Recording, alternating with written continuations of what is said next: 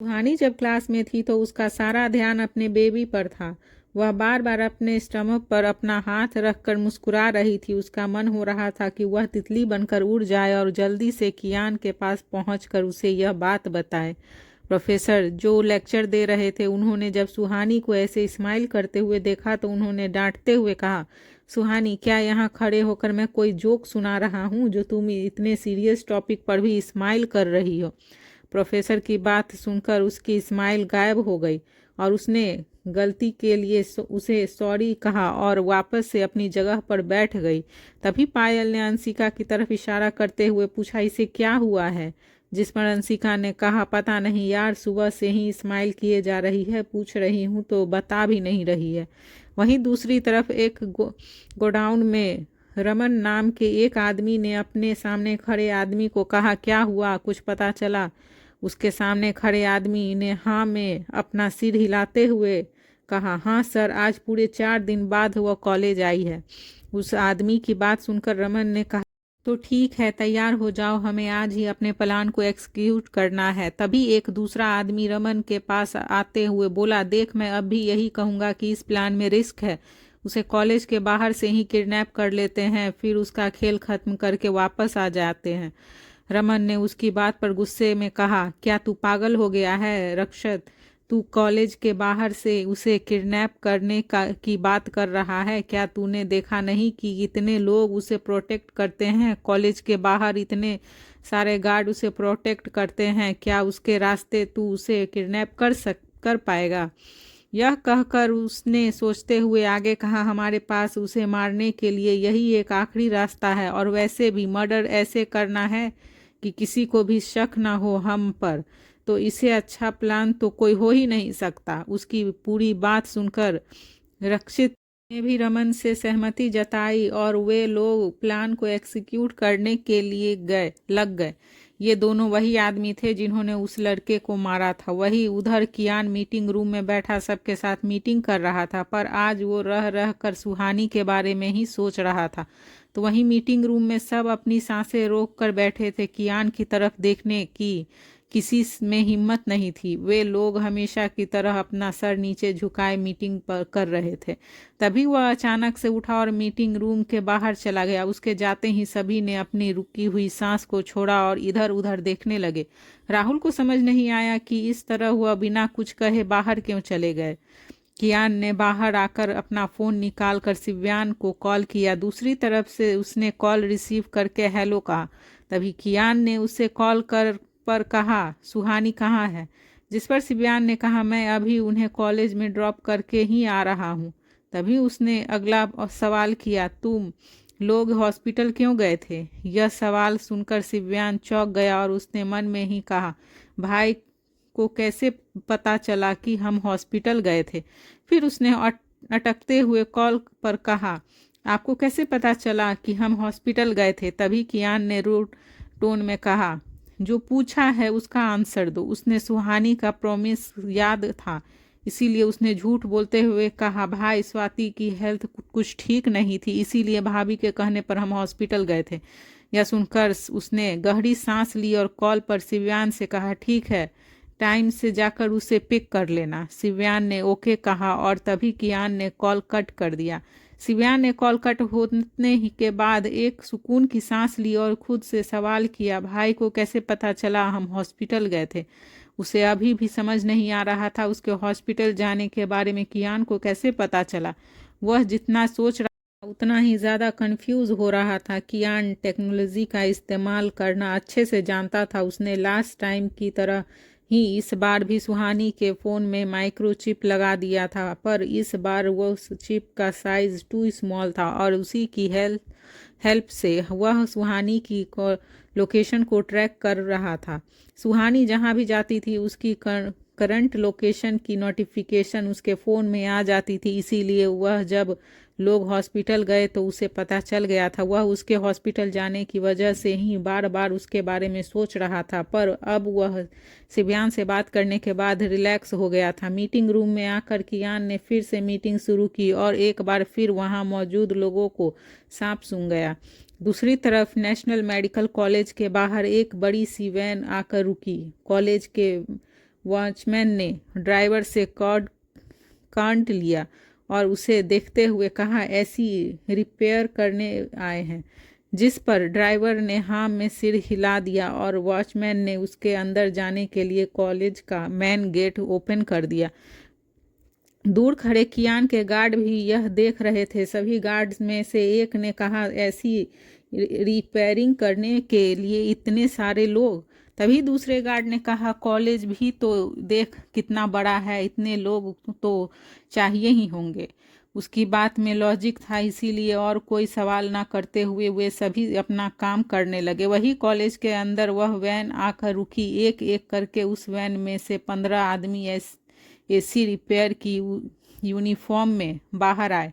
उन सभी के हाथ में एक छोटा सा बैग था। उसके कुछ आदमी जो पहले से ही अपना पहचान छुपाकर कॉलेज के अंदर मौजूद थे, अब वे सब भी अपने आदमियों को देखकर उसके पीछे पीछे एक रूम में आ गए। देखते ही देखते वे आदमी 15 से 50 हो गए। जो लोग पहले से कॉलेज के अंदर थे वे सब कैंटीन और क्लीनिंग स्टाफ के बीच 3-4 दिन पहले ही शामिल हो गए थे। सारी क्लासेस लेने के बाद सुहानी टाइम देख रही थी। आज उसे घर जाने की ज़्यादा जल्दी थी। ऐसे यूजुअल जो उसके साथ होता है वही उसके साथ भी हो रहा था। टाइम आज जल्दी बीत नहीं रहा था। वह उठी और जाने लगी कि तभी उसे पीछे से अंशिका और पायल ने रोकते हुए कहा, ओ मैडम, इतनी जल्दी में कहाँ जा रही हो? वह उसकी आवाज़ सुनकर रुक गई और दोनों को घूर कर देखने लगी। तभी पायल ने कहा, यार ऐसे तो मत देखा करो, मुझे डर लगता है तुमसे। पता नहीं तुम कब अपने डेविल पति से हमारी शिकायत करके हमें ऊपर पहुंचा दे।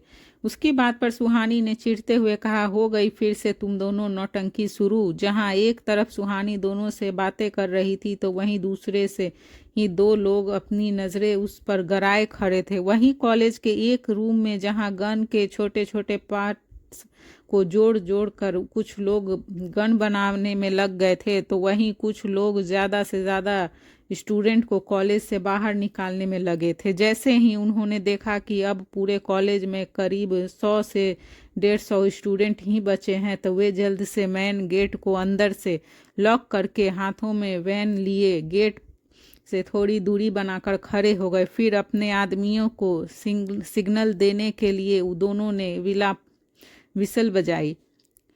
विसल की आवाज़ सुनते ही सभी ने अपने असली रूप में आ गए और सभी अपनी राइफल निकालकर स्टूडेंट्स को डराते हुए उन्हें ज़बरदस्ती कॉलेज के ऑडिटोरियम में ले गए। उन्हीं 150 स्टूडेंट के बीच सुहानी भी डरी सहमी बैठी थी। सभी स्टूडेंट को उन लोगों ने फ्लोर पर बिठाया हुआ था। ऑडिटोरियम रूम में करीब 10 से 12 गार्ड थे। वह सभी पर नज़र रखे हुए थे। जो भी नज़रें उठाकर उन्हें देख रहा था वह उन्हें थप्पड़ या अपने हाथ में पकड़े वेपन से मारने लगे थे। तब सभी स्टूडेंट में कुछ लड़के ऐसे थे जिन्होंने उसके अगेंस्ट जाने की कोशिश की, पर उन लड़कों को बुरी तरह मारपीट उन्हीं स्टूडेंट के बीच बिठा दिया गया। जब और स्टूडेंट ने उन्हें पीटते हुए देखा वे लोग चुपचाप उनकी बात मानकर बैठ रहे थे। उन्हीं के बीच में ही सुहानी भी डरी सहमी अंशिका और पायल के साथ बैठी थी। उसने अपने चेहरे को अपने दोनों हाथों से के बीच में छुपाया हुआ था। उसने अब इन सब की आदत हो गई थी। अब वह ऐसी सिचुएशन में डरती नहीं थी, पर आज उसे डर लग रहा था और उसका यह डर खुद के लिए नहीं, अपने बच्चे के लिए था। उसने मन ही मन खुद से कहा, कियान कहाँ हैं आप? प्लीज़ मुझे यहाँ से ले जाइए। उसकी आंखों में बेबसी और कियान का इंतज़ार दोनों दिख रहा था। तो वहीं दूसरी तरफ सिव्यान उसे पिक करने के लिए कॉलेज आ गया था। उसने जब कॉलेज का मेन गेट बंद देखा तो उसे कुछ गड़बड़ लगी। तभी उसकी नज़र कॉलेज के वॉचमैन की लाश पर गई, जो कॉलेज में मेन गेट के बाहर ही पड़ी थी। यह देखकर उसने पूरी जगह को एक्सप्लोर किया और तो उसे समझने में देर नहीं लगी कि वहाँ क्या हुआ है। उसे वह गार्ड भी कहीं नज़र नहीं आ रहे थे जिन्हें कियान ने सुहानी को प्रोटेक्ट करने के लिए रखा था। उस पूरे एरिया में खुद को अकेला देखकर वह अपनी कार की तरफ जाने लगा कि तभी उसके ऊपर गोलियां चलने लगी। वह गोलियों से बचते हुए अपनी कार के पीछे छुप गया। वह जैसे तैसे बचते हुए कार के अंदर बैठा और कार ड्राइव करके वहां से निकल गया। उसने रास्ते में ही कियान को कॉल किया और उसे सब बता दिया। कियान उसकी बात सुन रहा था कि तभी उसने गुस्से में अपने फ़ोन को कसकर पकड़ा और ऑफिस से निकल गया। 1 घंटे बाद वे सभी विला में थे। शिवयान ने जो भी वहां नोटिस किया वो सब कियान को बता रहा था। तभी राहुल का फ़ोन रिंग हुआ। उसने देखा तो इंस्पेक्टर अभिनव उसे कॉल कर रहे थे। उसने कॉल रिसीव किया और साइड में जाकर बात करने लगा। फिर वह कॉल पर बात करके कियान के पास आया और अभिनव की बात बताते हुए उसने कहा, सर, अभिनव ने कहा है कि लगभग 150 बच्चों को हॉस्टेज बनाया गया है। बच्चों के पेरेंट्स बहुत ज़्यादा परेशान हैं। वे लोग पुलिस स्टेशन के बाहर ही धरना डालकर बैठे हैं। अभिनव और उसकी टीम ने कॉलेज को चारों तरफ से घेर रखा है। वह उसे बात करने की कोशिश कर रहे हैं पर अभी तक उन लोगों ने उसे कोई कांटेक्ट नहीं किया है।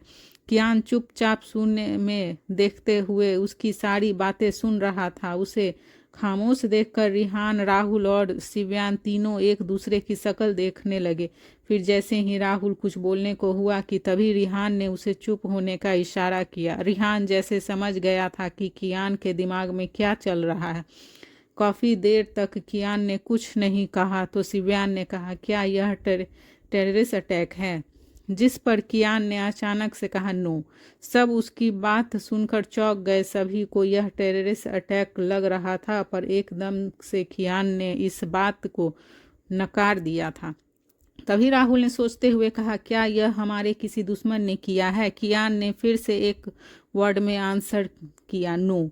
अब सब कंफ्यूज होकर उसे देखने लगे थे। तभी उसने शिवयान की तरफ देखते हुए उसके सवाल का जवाब देते हुए कहा, अगर यह टेररिस्ट अटैक होता तो वे अब तक अपनी डिमांड गवर्नमेंट के सामने रख चुके होते। फिर उसने राहुल की तरफ देखा और उसके सवाल का जवाब देते हुए कहा, अगर यह हमारे दुश्मन ने किया होता तो अब तक हमारे पास फ़ोन आ चुका होता। फिर दोनों ने कियान की बात सुनकर एक साथ कहा, फिर कौन हो सकते हैं यह लोग और किस लिए उन्होंने सभी को होस्टेज बनाया है?